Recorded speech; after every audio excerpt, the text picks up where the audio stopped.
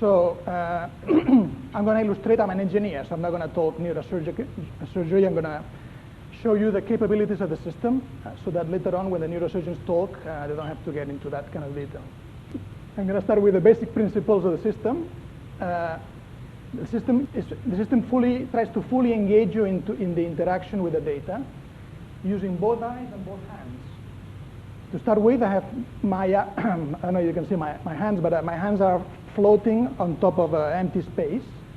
And each hand has an instrument, controls an instrument. The left hand controls like a cross, but I could switch around my hands if you're left-handed, there's no problem. And my right hand controls like a pen-like instrument. When the pen-like instrument touches a plastic, an acrylic device here, the interface pops up, right? So that's the basic, this is like your mouse in a normal computer interface. And then, using my pen over this interface, I can enable different objects that I have here available. I'll show you later on.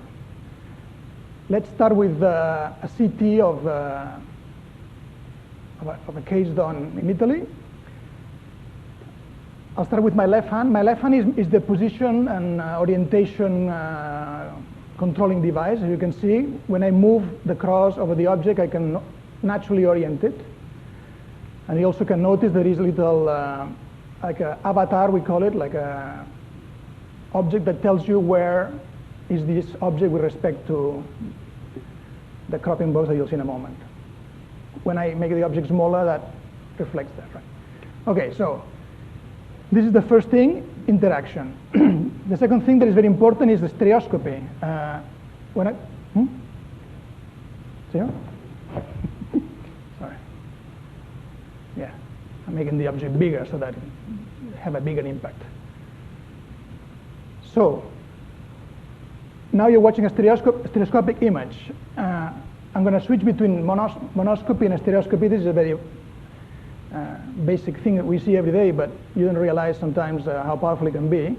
This object is rendered the same in both left and right eye. So this looks 3D because it's a 3D rendering, but it doesn't have the sense of depth that when I enable stereo, you immediately see, right? I can do it even more spectacularly with a full volume rendering. When I enable the stereo and disable it, you can see that the object still looks 3D, but I have to move it to get a sense of depth. Whereas with the stereo, you can immediately see what is in, what is out.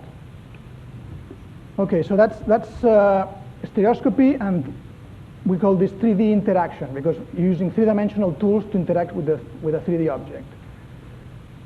The right hand is like a pen, which when activated can move planes in and out. And then what I will do today, I'll go through these three set of instruments to show you very quickly the capabilities of the system. Perhaps the most basic one is the color control, right? This is the CT as it comes out of the system, but with a simple thresholding, meaning making certain voxels transparent, I can switch from skin to bone, for example, in this case. I can also change the color of this and the contrast to make maybe the skull more visible. I can also save all these things and have three-dimensional settings set ahead of time, right? Okay, so this changes the transparency properties of the object.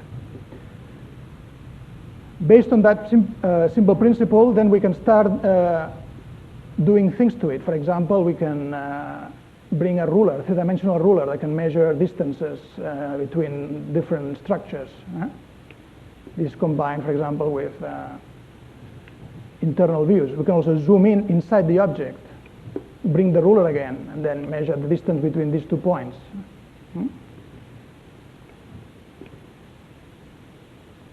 We can also measure volumes, angles, etc. We can also see cuts that are not orthogonal but oblique. and specify them very naturally by just moving my hand to the point I want. So this would be all kinds of operations on a single object. The next thing we can do is to bring another object into play. For example, the MR. I can start again from scratch. Then I can visualize the object in different ways. Now, how do I get to this point? I have to register the objects, bring them to the same coordinate space. I do that by accessing this registration palette, which allows me to move the objects independently, right? Now this is like a freehand movement tool, right? But we have several ways of doing it depending on the object characteristics. So once you've done the registration, the objects are set into the same virtual space, and then you can start visualizing things. For example, out of the MR, I can get vasculature if it's already in the data itself. I can get the tumor. That would be what we call segmentation, so that you can see the interdependencies of the different objects. Bring the bone up and down. I can then bring other tools into play, for instance, like a drill tool, very popular with surgeons. And this allows me to have like simulate some sort of a drill, and can change the size of that drill. And the idea would be to plan my craniotomy. Maybe I would first do a measurement. I would turn the object around. I will see what the tumor is. I will calculate the length of the tumor to a certain structure. I can also bring into play the skin of that I have extracted from the CT. So this is all tools that you can utilize. And let me do the craniotomy thing. Of course, Ralph always tells me to put the thing upside down for greater realism. Let me show you. So once I have a marker, I can just do a drill around this area and reveal the structure of interest. And then I can zoom up and see how this would look, right? I can also bring the cortex, which is not, in this case, is not so good from this angle, better from the axial. So, and of course, we can always undo, because it's a computer-based system, so you can redo it as many times as you want. Okay, so this shows you the basic ability to visualize the object, do measurements, register the object with other objects. I've shown you two, but it can be more than two. It can be, usually there is a CT, MR, and MRA, all combined together.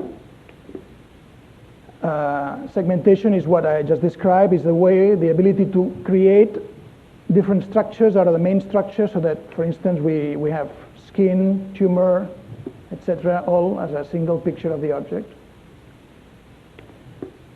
And finally, reporting.